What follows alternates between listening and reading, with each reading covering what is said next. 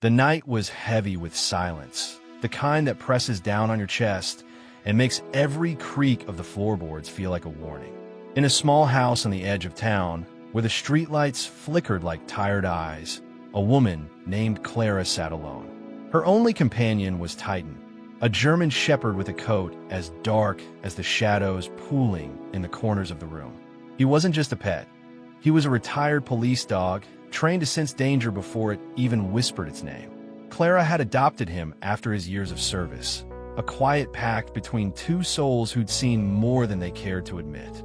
But tonight, that pact will be tested.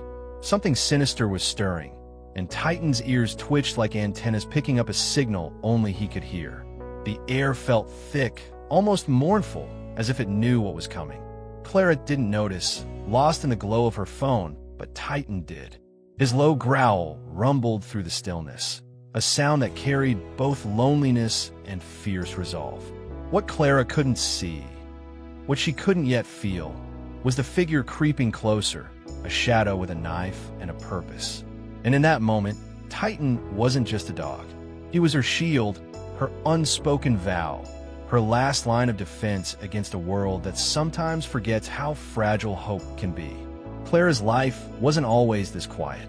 She'd once been a whirlwind, laughter spilling from her like sunlight, friends crowding her kitchen table on weekends. But time has a way of pulling threads loose, and after a string of losses, her job, her parents, a love that fizzled out, she'd retreated into herself. Titan came into her life like a gift she didn't know she needed, a steady presence with eyes that seemed to say, "I've got you." He'd spent years on the force, sniffing out drugs, chasing down suspects, standing tall beside officers who trusted him with their lives. Now, he was hers, and she was his. But retirement didn't dull his instincts. That night, as the wind rattled the windows like a plea for attention, Titan's training kicked in. The intruder was close now, too close. A gloved hand tested the back door, the lock giving way with a soft click that might as well have been a gunshot to Titan's ears. Clara looked up, frowning. But before she could piece it together, Titan was on his feet, a blur of muscle and purpose. The room exploded into chaos, barks sharp as thunder, a scream cut short, the clatter of a knife hitting the floor. Titan had the man pinned, teeth bared but steady, a guardian born from years of discipline and a heart that refused to let Clara face the dark alone. Imagine for a second what it's like to be Titan. The world is a mosaic of scents and sounds, every one telling a story. He smells the sweat on the intruder's skin, the metal tang of the blade, the faint bitterness of Clara's fear as it dawns on her what's happening. His training floods back. Hours spent with handlers, commands barked in crisp tones, the weight of a badge he never wore but always carried. For the reader at home, think about your own dog, that loyal shadow who naps at your feet. Could they sense danger too? Maybe not with Titan's precision, but there's a spark there, right? Try this. Leave a treat just out of reach and watch how they problem solve. That's instinct at work. Titan's just got it dialed up to 11. When Clara finally scrambled to call 911, her hands shaking like leaves in a storm, Titan didn't flinch. He held the line, a sentinel in fur, until the wail of sirens pierced the night. The intruder was cuffed and hauled away, muttering curses, but Titan didn't care. He padded back to Clara, nudging her hand with a nose cold as hope, and she sank to the floor beside him, tears mixing with relieved laughter. It was a victory, yes, but the air still hung heavy. What if he hadn't been there? What if the next shadow slipped through? There's a melancholy in Titan's story that lingers like fog. He's a hero, sure, but he's also a relic, a warrior whose battle should be over. Yet here he is, fighting still. Clara feels it too. She hugs him tighter that night, whispering promises she's not sure she can keep. "You're my good boy," she says, but her voice cracks because she knows the world doesn't always let good boys win. For the reader, it's a nudge to look at their own lives. Who's your Titan? Maybe it's a pet, a friend, a memory that pulls you through the dark. And if you've got a dog, try teaching them a simple trick, sit, stay, something small. Watch how they lean into it, eager to please.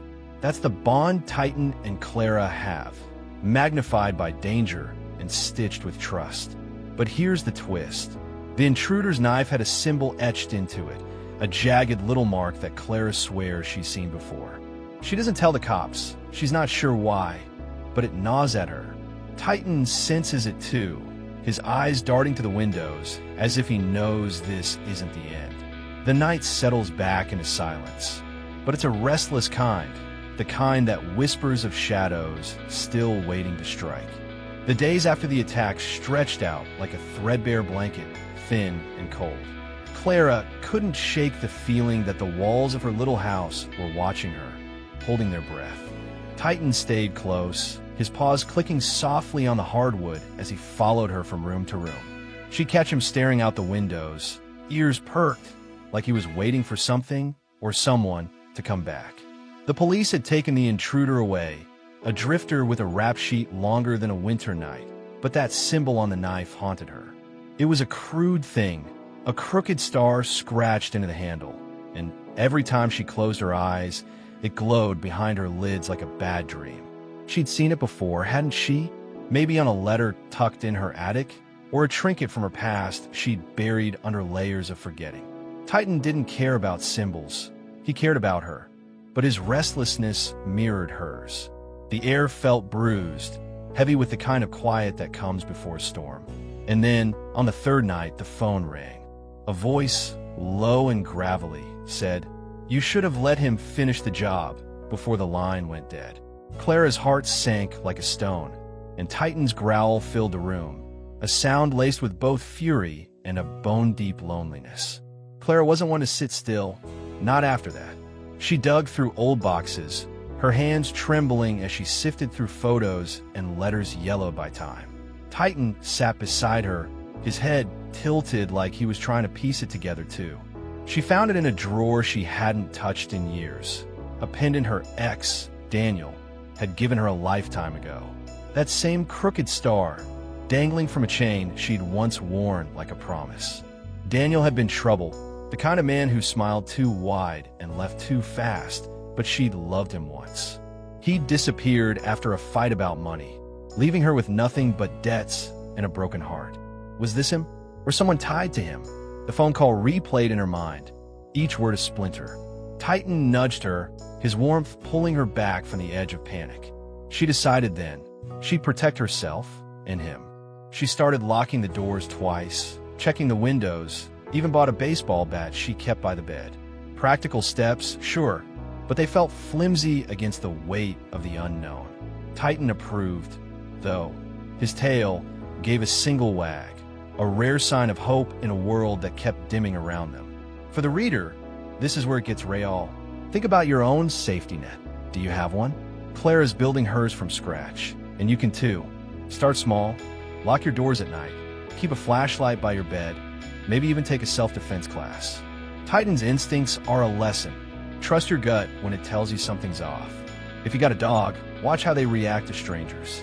They're like furry alarm systems, aren't they? Clara leaned on Titan like that, letting his senses guide her when hers faltered. One afternoon, she took him for a walk, hoping the sunlight would chase the shadows away. Kids waved at him, calling him a hero, and for a moment, it felt like the world might be kind again. But then she saw it, a car idling across the street, too slow, too deliberate. Titan stiffened, his hackles up, and Clara's stomach twisted. She pulled him close, whispering, "We're okay, buddy," but the lie tasted bitter. That night, she heard footsteps outside, soft and deliberate, and Titan's bark shattered the silence. She grabbed the bat, heart pounding, but when she looked, no one was there. Just the wind, maybe, or maybe not. The melancholy wraps around Clara and Titan like a shroud. They're a team, but they're alone in this fight, two souls against a threat that won't show its face. Clara wonders if this is her punishment for loving the wrong man, for letting her guard down, for believing the world could be soft. Titan doesn't judge. He just stands watch, his eyes reflecting a quiet sorrow that says he'd die for her if it came to that. And it might. The reader feels it too, the creeping dread, the flicker of hope that keeps slipping away. Try this. Sit with your pet tonight, feel their heartbeat, and ask yourself who you'd fight for. Clara's fighting for Titan, and he's fighting for her, but the shadows are closing in. That symbol, that star, it's a key, she's sure of it, but to what? A past she can't outrun? A future she won't survive? The phone rings again as she sits in the dark, Titan at her side, and she doesn't answer. She doesn't need to. The message is clear, this isn't over. And somewhere out there, the storm is gathering strength.